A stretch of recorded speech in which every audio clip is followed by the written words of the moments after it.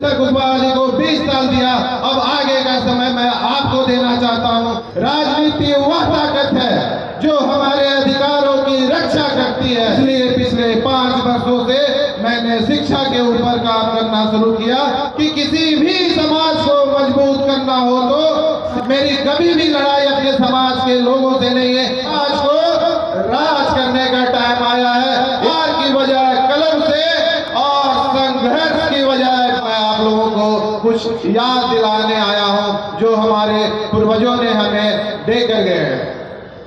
हम उस विरासत से आते हैं जिसने सम्राट अशोक जैसे महान शासक को जन्म दिया, जिन्होंने सिर्फ तलवार से नहीं बल्कि अपने विचारों और न्याय से इस देश का नेतृत्व किया।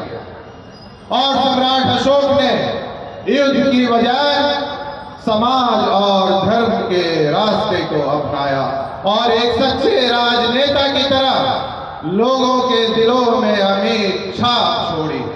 और आज मैं ऐसा मानता हूं और मैं ऐसा सोचता हूं कि आज हमारे समाज को भी एक ऐसे ही नेतृत्व की जरूरत है जो तलवार की बजाय कलम से और संघर्ष की बजाय विचारों से अपने समाज का मार्गदर्शन करे। साथियों, और मैं अपने जगदेव बाबू के बारे में भी बताता हूं कि जब हमारे जगदेव बाबू जब अपने समाज के लिए, अपने दलित और शोषित लोगों के लिए आगे जब अपने बिहार के प्रगति के लिए आए तो उन्होंने कहा था कि सामाजिक क्रांति के बिना आर्थिक और राजनीतिक क्रांति संभव नहीं।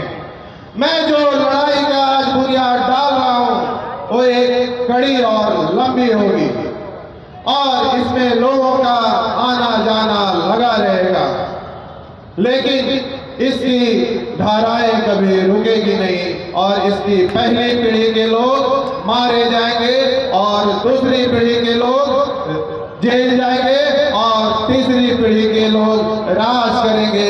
आज वही वक्त आ गया है। आज हमें अपने दलित शोषित हमारे समाज को राज करने का टाइम आया है। इसलिए निशिकांत सिन्हा ने जन आशीर्वाद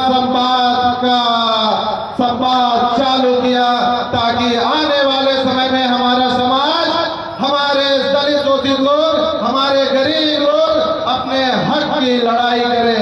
साथियों, आज मैं आप लोगों को बताना चाहता हूं, हमारी लड़ाई, निशिकांत सिन्हा की लड़ाई, मेरी लड़ाई बिहार के किसी राजनीतिक दल से नहीं है और ना ही मेरी लड़ाई हमारे समाज के किसी नेता से है। मैं उपेंद्र कुशवाहा को भी मैं अपना गार्जियन मानता हूं। उन्होंने 20 साल दिया, चाहे जैसे भी किया, जो भी किया, मैं उनको आभार प्रकट करता हूं। और हम अपने सम्राट चौधरी जी को भी मैं अपने बड़े भाई मानता हूं। मेरी कभी भी लड़ाई अपने समाज के लोगों से नहीं है, मेरी लड़ाई सिर्फ हमारे हक की लड़ाई है और उसी की नींव आज मैं आप लोगों के लिए डाला। इसी हक की लड़ाई करने के लिए आपका भाई आप लोगों के बीच आया है। मैं आज आप लोगों को बताना चाहता हूं कि आखिर मैं अपने हक की लड़ाई के लिए राजनीति में आने का फैसला क्यों किया। लोगों की मदद करना, लोगों की सेवा करना मेरे परिवार के खून में है। लोगों की सेवा करना और उनके हक के लिए लड़ना हमारे परिवार की विरासत रही है और यही वजह है कि पिछले 5 वर्षों से मैं भी समाज का सेवा कर रहा हूँ, खासकर शिक्षा के क्षेत्र में। असल में मैं ऐसा मानता हूँ कि किसी भी समाज को मजबूत करना हो तो शिक्षा का मजबूत होना बहुत ही जरूरी है। शिक्षा समाज की नींव होती है और जो समाज शिक्षित होता है उसे तरक्की करने से कोई नहीं रोक सकता है। शिक्षा वह ताकत है जो अपने समाज की दिशा को बदलती है, अपने समाज को सशक्त बनाती है। इसलिए पिछले 5 वर्षों से मैंने शिक्षा के ऊपर काम करना शुरू किया ताकि आने वाले समय में हमारा समाज एक मजबूत समाज बन सके और आने वाले समय में हमारा समाज एक नई मुकाम हासिल कर सके। पर साथियों, किसी भी समाज के लिए सिर्फ शिक्षा का मजबूत होना ही काफी नहीं है। जैसे शिक्षा समाज को मजबूत बनाती है, वैसे राजनीति समाज को दिशा देती है। राजनीति वह ताकत है जो हमारे अधिकारों की रक्षा करती है, हमारे हक को सुनिश्चित करती है। इसलिए मैंने राजनीति में अपने हक के लिए, अपने बिहार के लोगों के लिए, अपने कुशवाहा समाज के लिए, अपने दलितों के लिए, अपने गरीबों के लिए राजनीति में आने का फैसला लिया। साथियों, आज मैं आप लोगों को अपनी दिल की बात, अपनी मन की बात बताना चाहता हूँ।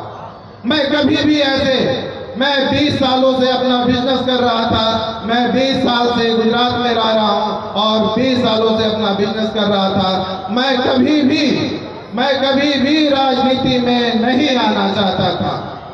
मैं 20 सालों से अपना बिजनेस कर रहा था और 20 सालों की कड़ी मेहनत करने के बाद मैंने बिजनेस के दुनिया में एक अलग पहचान बनाई। मेरा भी एक सपना था। असल में आप सभी मेरे परिवार के एक सदस्य हैं, तो मैं आज आप लोगों को अपने दिल की बात, अपने मन की बात बता सकता हूँ। मेरा भी एक सपना था कि मैं भी इस देश का एक बड़ा बिजनेसमैन बनूं। इस देश के लोग मुझे भी टाटा, बिरला और अंबानी के जैसे याद रखें। पर जैसे जैसे मैं समाज के करीब आया और अपने समाज के लिए काम करना शुरू किया, अपने समाज के लोगों से सुनना शुरू किया, तब मुझे यह एहसास हुआ कि किसी भी समाज को मजबूत करने के लिए जितना बड़ा योगदान शिक्षा का होता है, उतना ही बड़ा योगदान राजनीति का भी होता है। तो जहां मेरे जैसे पढ़े लिखे युवा अपने समाज को मजबूत करने के लिए शिक्षा के ऊपर काम कर रहा है, वही मेरे जैसे पढ़े लिखे युवा अपने समाज को मजबूत करने के लिए राजनीति के लिए भी काम क्यों ना करे। साथियों, आज जितने भी लोग यहाँ पे बैठे हुए हैं, मैं आप लोगों से पूछना चाहता हूँ, आज मैं आप लोगों से एक सवाल पूछना चाहता हूँ कि मेरे जैसे पढ़े लिखे युवा को अपने समाज को मजबूत करने के लिए, अपने बिहार को मजबूत करने के लिए राजनीति में आनी चाहिए या नहीं? हाँ या ना? बिल्कुल आनी चाहिए। अगर आपका जवाब हाँ है तो जोर से हाँ बोलेंगे ताकि आपकी आवाज की गूंज पूरे देश में सुनाई दे। हाँ या ना? मेरा भी फिलहाल 3 महीने का लक्ष्य है। राजनीति में आना है या नहीं आना, ये फैसला आप लोगों के ऊपर मैंने छोड़ा है। मैं पहले भी कहा हूँ कि मुझे राजनीति में आने का कोई दिलचस्पी नहीं है। मुझे सिर्फ मेरी एक ही दिलचस्पी है कि मैं अपने समाज को मजबूत कैसे करूं और मैं अपने बिहार को मजबूत कैसे करूं। मेरा अभी पहला उद्देश्य है कि 3 महीने तक अपने बिहार के हर जिले में मैं अपने लोगों से मिलूं, अपने समाज के लोगों से मिलूं, अपने गरीब लोगों से मिलूं, उसके बाद उनकी समस्याओं को समझूं, उनके विचारों को समझूं, उसके बाद हमारे समाज के लोग, हमारे बिहार के लोग जो भी फैसला लेंगे वो हमेशा मैं अपने सर माथे पे रखूंगा। अगर हमारे समाज के लोग बोलते हैं कि नहीं, हमारी जो ऑलरेडी पार्टी है हमारे कुशवाहा समाज की, उपेंद्र कुशवाहा हमारे नेता हैं और मैं उन्हीं की पार्टी को आपको मजबूत करना है, तो मैं समाज की बात मानूंगा और उपेंद्र कुशवाहा के हाथ को मजबूत करूंगा। अगर हमारे समाज के लोग कहते हैं कि नहीं, हमने उपेंद्र कुशवाहा जी को 20 साल दिया, अब आगे का समय मैं आपको देना चाहता हूं, आपको लाना चाहता हूं, तो मैं समाज की बातों को भी मैं मानूंगा। अगर मेरी समाज बोलती कि नहीं, आपको भी आने की जरूरत नहीं है, तो जैसे मैं पहले अपना बिजनेस कर रहा था और अपने समाज की सेवा कर रहा था, वैसे ही मैं आगे भी बिजनेस करूंगा और अपनी समाज की सेवा करता रहूंगा। साथियों, अब मेरे जिंदगी में सिर्फ मेरे 3 ही सपने हैं। मेरा पहला सपना है कि अपने बिहार को, जहां में मैं जन्म लिया, जिस राज्य में मैं पैदा हुआ, उस राज्य को देश का नंबर 1 विकसित राज्य कैसे बनाऊं। और मेरा दूसरा सपना कि मैं अपने समाज को आने वाले समय में हर क्षेत्र में एक विकसित और एक मजबूत समाज कैसे बनाऊं। और मेरा तीसरा सपना कि अपने दलित शोषित लोगों के लिए, अपने वंचित लोगों के लिए, अपने अल्पसंख्यक लोगों के लिए, अपने गरीबों के लिए उनका हक कैसे दिलाऊं। जो विचारधारा हमारे जगदेव बाबू की थी, आज मेरी भी विचारधारा वही है। और जितनी बड़ी हमारी भागीदारी है, उतनी बड़ी हमें अपनी हिस्सेदारी भी मिलनी चाहिए। आज मैं फिर से अपने जगदेव बाबू की विचारधारा को जिंदा करने का प्रयास कर रहा हूं और अपने दलित शोषित लोगों के लिए, अपने समाज के लिए, अपने गरीबों के लिए, अपने अल्पसंख्यक लोगों के लिए दूसरा जगदेव बनने के लिए तैयार हूं और अपने समाज के हक के लिए, अपने गरीबों के लिए अगर जगदेव बाबू की तरह हमें अपनी शहादत भी देनी पड़ी तो उसके लिए भी मैं तैयार हूं, उसके लिए भी मैं तैयार हूं। साथियों, जगदेव बाबू जो हमें देकर गए, जब जगदेव बाबू की जब हत्या हुई थी तो जयप्रकाश बाबू ने कहा था कि आज हमारे समाज को, आज हमारे बिहार को बहुत सारे जगदेव, हजारों जगदेव पैदा होने की जरूरत है।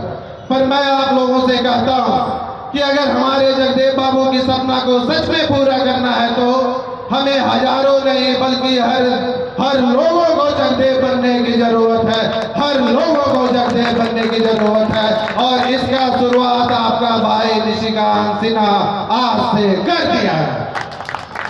निशिकांत सिन्हा जिंदाबाद। साथियों, जगदेव बाबू अमर रहे। अब मैं जगदेव बाबू के लिए दो शब्द कहता हूँ। ये एक शायरी है जो सुल्तानपुरी साहब ने लिखा है, पर उस शायरी को पढ़ने के बाद हमें लगता है कि जगदेव बाबू जितने महान व्यक्ति थे, शायद उन्हीं को देखकर ये शायरी लिखा गया था। ये शायरी ऐसी थी कि ना हम मुंह छुपा के जिए, ना हम मुंह छुपा के जिए, ना सर हम झुका के जिए, सितम करो की नजर से नजर मिला के जिए। अगर अब एक रात हम कम जिए तो इसमें हैरत क्यों?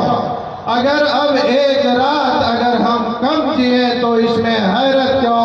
पर जब तलक जिए मसाले जला कर जिए, जब तलक जिए मसाले जला कर जिए।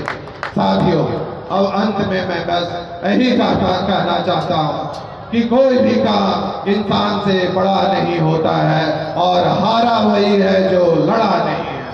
साथियों, आज आप लोगों का इतना प्यार, इतना सम्मान मुझे मिला, सच में मैं आप लोगों का प्यार का, आप लोगों का सम्मान का जिंदगी भर मैं ऋणी रहूंगा।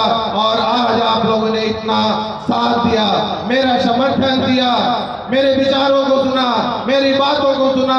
आपका बेटा, आपका भाई निशिकांत सिन्हा आप लोगों से विश्वास दिलाता है कि आप लोगों के लिए, अपने समाज के लिए, अपने गरीबों के लिए, अपने दलित शोषित लोगों के लिए, अपने अल्पसंख्यक के लिए, अपने बिहार के लिए, अपने देश के लिए अंतिम सांस तक प्रयास करता रहेगा, अंतिम सांस तक प्रयास करता रहेगा। इसी के साथ मैं अपनी बात को आज विराम करता हूं और आने वाले समय में हम अपना समाज को मजबूत कैसे करें, इसके लिए आप हमारे सारे जन आशीर्वाद संवाद में साथ दें, सहयोग दें, ताकि आने वाले समय में हमारा समाज, हमारे गरीबों का समाज एक मजबूत और एक सशक्त समाज बने। जय हिंद, जय बिहार, जय सम्राट, जय जगदेव, जय भीम।